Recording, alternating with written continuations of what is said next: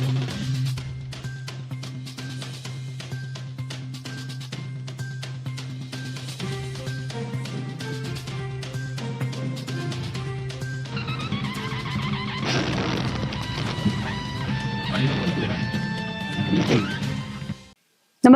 आपण पाहता हिरकणी न्यूज.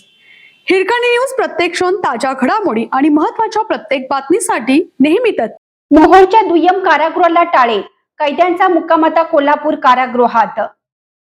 मोहोळ तालुक्यातील न्यायालयीन कोठडीसाठी वापरण्यात येणारे दुय्यम कारागृह अखेर शासनाच्या आदेशानुसार बंद करण्यात आले आहे. कारागृहातील आरोपींना 2 जुलै रोजी कोल्हापूर येथील कारागृहात पाठवण्यात आलं आहे. राज्यातील अनेक दुय्यम कारागृहांची दुरावस्था झाल्याने कैदी पळून जाण्याचे प्रमाण पाहता राज्य शासनाने दुय्यम कारागृह बंद करण्याचा निर्णय घेतला. त्या निर्णयानुसारच मोहोळ कारागृहातील आरोपींना सुद्धा 2 जुलै रोजी कोल्हापूर येथील मध्यवर्ती कारागृहात पाठवण्यात आलं आहे. मोहोळ येथील कारागृहात विविध गुन्ह्यातील 22 कैदी होते. यामध्ये 18 पुरुष तर 4 महिलांचा समावेश आहे.